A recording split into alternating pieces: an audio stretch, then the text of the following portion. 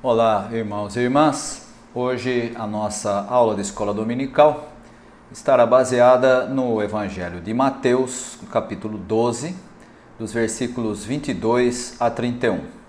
O texto diz assim: Então levaram a Jesus um homem que era cego e mudo, porque estava dominado por um demônio.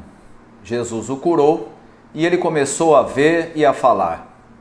A multidão ficou admirada e perguntava: Será que este homem é o filho de Davi? Alguns fariseus ouviram isso e responderam: É Beelzebu, o chefe dos demônios, quem dá poder a este homem para expulsar demônios. Mas Jesus conhecia os pensamentos deles e disse: O país que se divide em grupos que lutam entre si, certamente será destruído. E a cidade ou a família que se divide em grupos que lutam entre si, também será destruída. Assim, se no reino de Satanás um grupo está combatendo contra outro, isso quer dizer que esse reino já está dividido e logo vai desaparecer. Vocês dizem que eu expulso demônios porque Beelzebu me dá poder para fazer isso. Mas se é assim, quem dá aos seguidores de vocês o poder para expulsar demônios? Assim, os seus próprios seguidores provam que vocês estão completamente enganados. Na verdade, é pelo poder de Deus que eu expulso demônios, e isso prova que o reino de Deus já chegou até vocês. Ninguém pode entrar na casa de um homem forte e roubar os seus bens sem primeiro amarrá-lo. Somente assim essa pessoa poderá levar as coisas que ele tem em casa. Quem não é a meu favor é contra mim, e quem não me ajuda a ajuntar está espalhando. Por isso eu afirmo a vocês que as pessoas serão perdoadas por qualquer pecado ou blasfêmia que disserem contra Deus. Mas quem blasfemar contra o Espírito Santo não será perdoado. O tema da nossa conversa de hoje, baseado nesse texto que nós acabamos de ler, tem a ver com a compreensão religiosa da realidade. Na época de Jesus, essa ideia era muito comum, as pessoas entendiam tudo o que acontecia na sociedade e com elas, pessoalmente, como sendo alguma coisa religiosa, ou seja, como tendo um fundo religioso. E essa compreensão religiosa da realidade acabava determinando como funcionava a sociedade e como as pessoas entendiam as outras. E o que eu quero dizer com isso? A própria vida na sociedade, ou a exclusão dela, como acontecia, por exemplo, com os leprosos, com os doentes principalmente, era marcada por essa compreensão religiosa da realidade. E por que era assim? Nós encontramos no nosso texto de hoje a ideia da cura de um cego que era ao mesmo tempo também mudo. A cegueira na época de Jesus era associada normalmente a algum pecado herdado. E de novo nós temos a compreensão religiosa, não é? A pessoa nasceu assim, a pessoa não enxerga por causa do pecado de alguém da família, o pai, o avô, o tio, seja lá quem for, e portanto agora ele está pagando pelo pecado de outro. Isso tem base em ideias do Antigo Testamento de que Deus visita o pecado dos pais nos filhos, está lá nos 10 mandamentos, mas acaba por desprezar a outra parte do próprio mandamento, está lá entre os 10 mandamentos, que diz que Deus visita a iniquidade dos pais nos filhos, mas faz misericórdia até muitas gerações. Desprezando essa segunda parte, a tradição religiosa de Israel sempre entendeu que doenças, que problemas típicos que aconteciam na sociedade e, sobretudo, problemas mais relacionados com doenças como a cegueira, como a gagueira, como a lepra ou qualquer outro tipo de doença, que isso tudo era fruto de algum pecado oculto ou herdado. No caso do texto que nós lemos, nós encontramos um sujeito com 2 problemas ao mesmo tempo. Ele era cego, mas também era incapaz de falar. E aí nós temos uma característica um pouco diferente, porque a incapacidade de falar normalmente era entendida na sociedade judaica como uma consequência clássica de ser endemoniado. Ou seja, não era só um doente, não era só alguém que herdou um pecado e que está sendo punido pelo pecado herdado, era também alguém endemoniado. E, portanto, a condição dessa pessoa era pior ainda do que se ele fosse apenas cego. Essa compreensão eminentemente religiosa da realidade, portanto, acaba por determinar como a sociedade se organiza na época de Jesus e também como eles entendiam as relações entre as pessoas. O problema é que nesse texto nós encontramos Jesus sendo admirado pelas pessoas ao seu redor quando ele cura esse homem.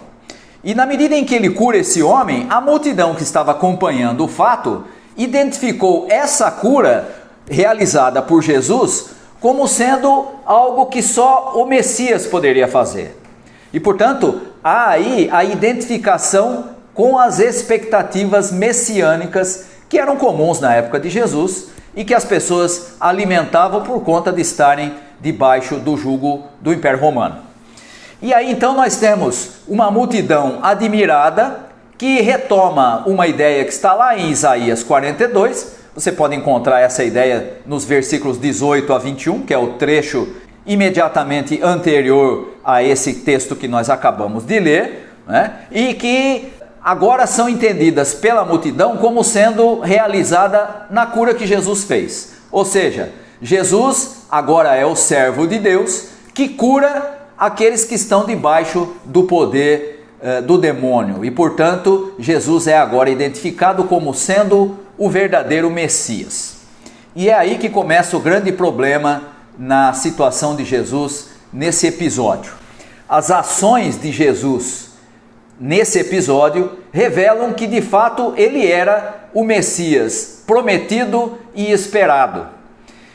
Entretanto, Jesus não vai assumir essa posição de Messias dentro da expectativa dos judeus, porque eles queriam não só o Messias libertador político, mas entendiam o Messias como sendo da linha de Davi, como sendo o filho de Davi.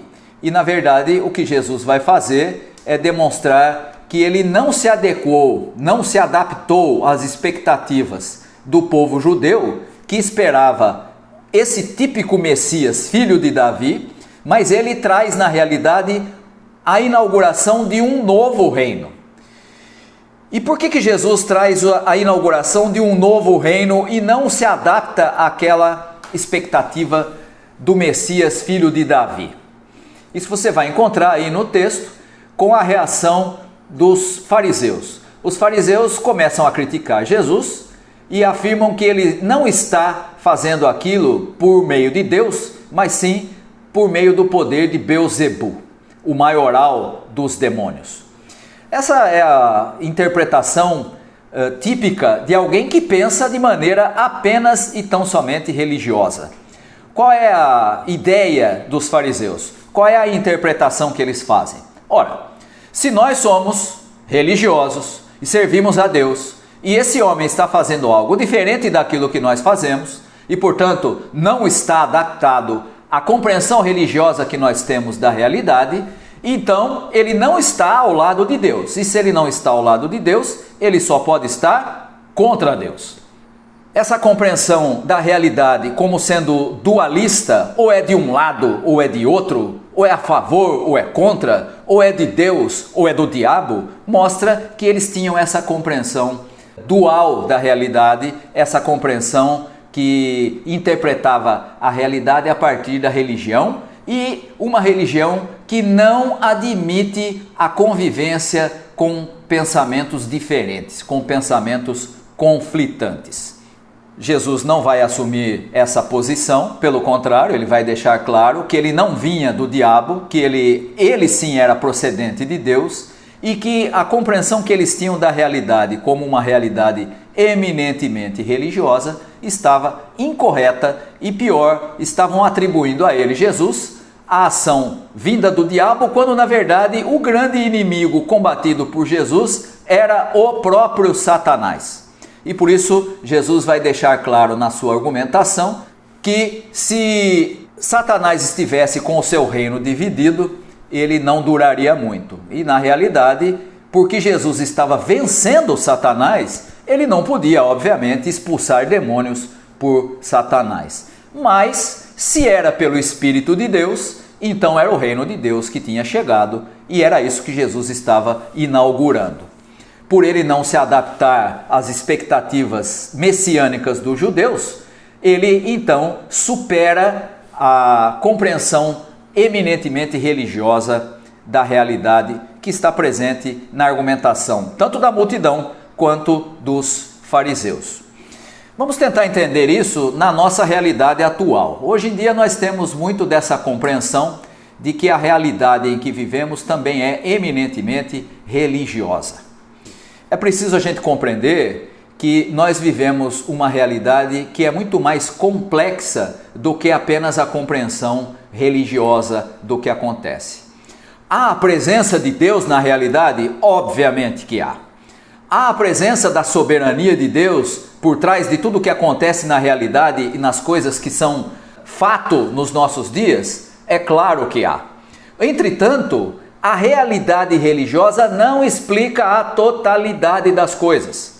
Há muitas coisas na nossa realidade que são fruto da ação humana, que são fruto das nossas escolhas, das escolhas da sociedade, das escolhas das pessoas que estão liderando a sociedade, das pessoas que estão incumbidas das decisões que afetam a população. Essa situação mostra que a realidade e a interpretação apenas religiosa da realidade não dá conta de tudo o que acontece. Quando nós reduzimos a compreensão da multiplicidade de fatos que acontecem na nossa realidade a uma interpretação apenas e tão somente religiosa, nós estamos reduzindo a complexidade de fatos que estão fora disso, que estão fora dessa compreensão religiosa. E você poderia argumentar assim: mas se Deus está sobre todas as coisas e é soberano sobre todas as coisas, então ele não estaria coordenando tudo o que acontece, mesmo quando as coisas não vão bem, quando as coisas não funcionam como as pessoas esperam? E a recente situação que nós estamos enfrentando da pandemia mostra isso, que Deus está por trás de toda essa situação, comandando e dirigindo de uma forma em que tudo possa ser levado dentro da sua vontade. Não seria essa a explicação da realidade em que vivemos? A realidade é mais complexa do que isso. E por que é mais complexa? Porque quando nós compreendemos Deus como se fosse alguém que está como uma marionete por trás da história, comandando cada coisa, como se fosse alguém que está escondido na história, agindo de uma forma em que as coisas e as pessoas fazem, decidem e encaminham tudo dentro da sua vontade, nós estaríamos reduzindo Deus a um tipo de tirano, a um tipo de alguém que está fora da história, comandando de uma maneira até maquiavélica.